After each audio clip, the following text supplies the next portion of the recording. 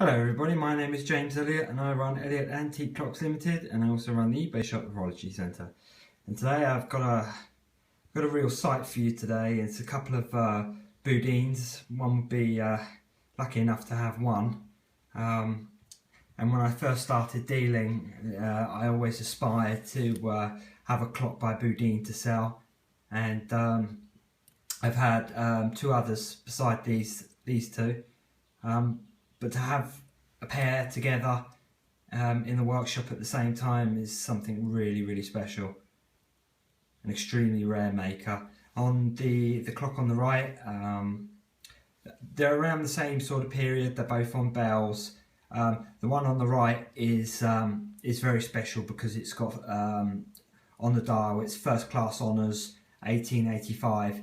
So it's got like four or 1, 2, 3, 4, 5 lines of scripture on the signature to the dial, so that's really wonderful. But the one on the left is a much more sort of larger, taller, more substantial style of case. So that's the one I'm going to obviously concentrate the video on today. Sorry about that. So we'll put that one back there. I just wanted to really show them side by side because you really rarely get to see them when they come up at auction. You know, he really was a niche maker, or bespoke maker if you like. You never see a standard clock by Bourdin. His clocks are always very extra special. Then we can see how many layers he's used for the case. So it gives it that sort of really, look at that. And I love this handle, this really beautiful organic handle with its sort of rococo swags and curls, and there we see that magnificently engraved back door with Bourdin's signature. This is where he likes to have his three-way lever for the Grande, Sonnerie, petite and silent.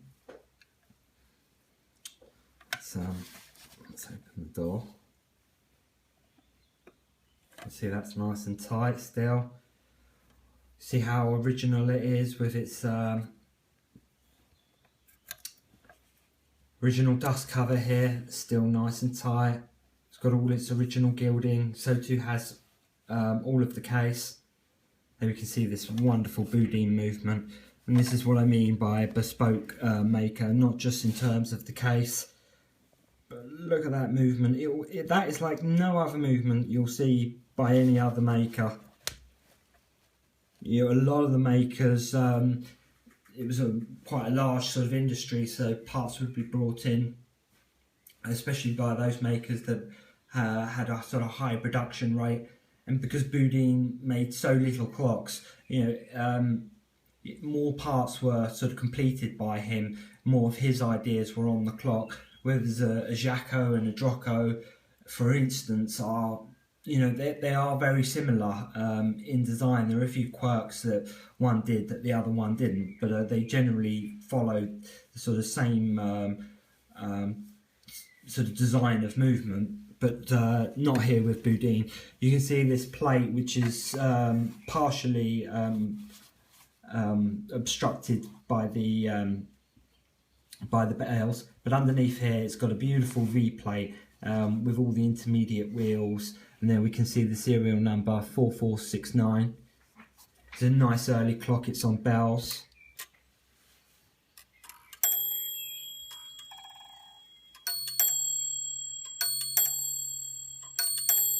Absolutely marvellous. Clock is fully unwound on the time side and almost on the strike side. That's why it was a little bit lethargic. And I love the mechanical. So it's got a wobble, and a lot of my videos do. It's not the clock; it's the surface it's on.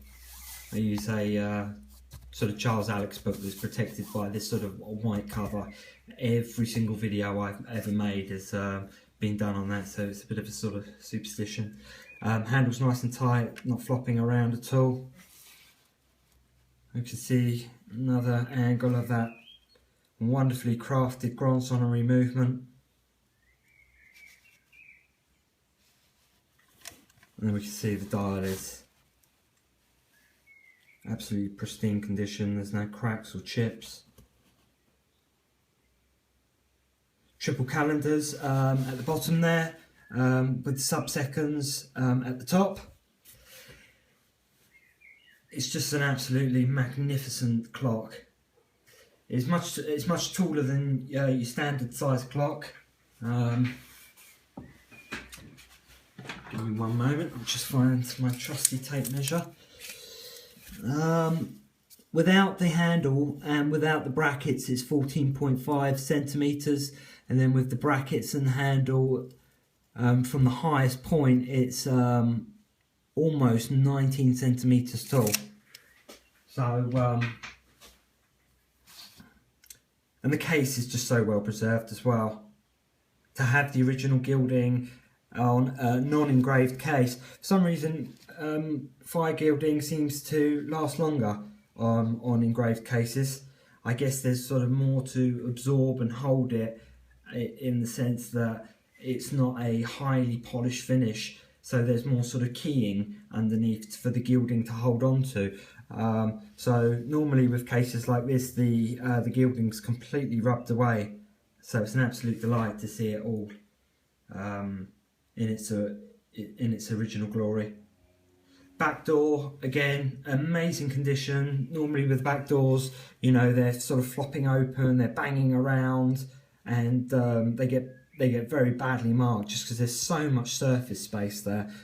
You can see, I mean, you'll have to excuse the reflection. There, you won't see any reflection there. So let's give the clock some power and we'll give it a wind. Let's get this in its holder. Alright, arm myself with a winding key.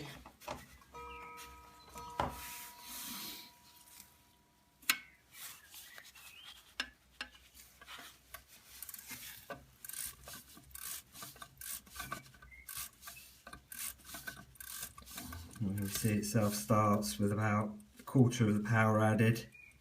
I won't add any more power, we'll just watch that balance pick up with that amount of power. And you can see how well it's running, really healthily. You shouldn't really be able to make out the detailing of the balance, it should just be a blur if it's running correctly. So let's fully wind it. And we'll literally take off.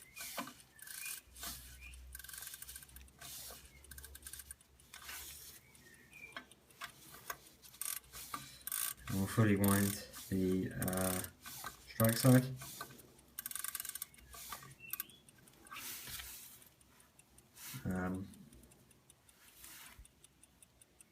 So we can see that's running absolutely perfectly. Let's go through some of the quarters. We can hear the clock striking. Sorry, that's me covering the lens up. Cardinal sin. Put that in there like so.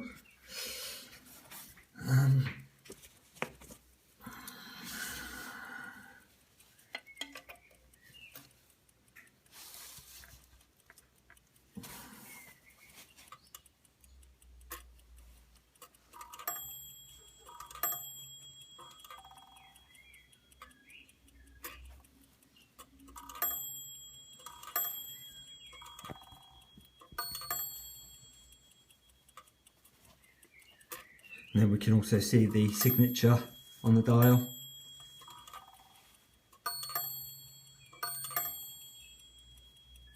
Which all, again, is signed as it is on the back door.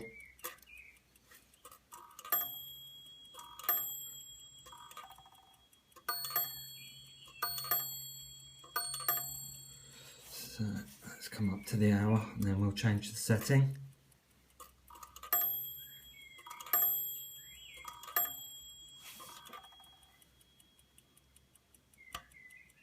I believe that will be Petite Sonnerie.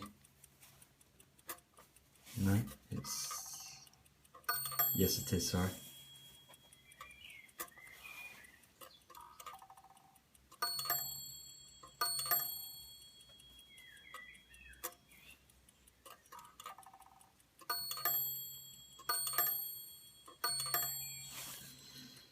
and then silence should be all the way up, if I remember rightly, which it is. Calendars all flick around every 12 hours at midnight. The alarm in the centre, I really like the fact that they've used Roman numerals again with the alarm. Bourdin just had obviously an eye for design, because all his clocks are just sumptuous, gorgeous, beautiful things, and that's why they always command the sort of the highest prices and the most interest amongst most of the makers, or you know, up there with the best of the makers. So as I was saying before, you know, I always emulated to buy a Bourdin one day, but never sort of, you know, was in that position to just finding them, because they very rarely come up at auction. You know, the vast majority of them are sitting in collections. So this is a real sort of rarity to find the one with the sub-seconds dial, the triple calendar, signature to the dial, Grande Sonnerie on bells, the case in this wonderful condition, dial in mint condition with no cracks, movement unmolested. It's a real find.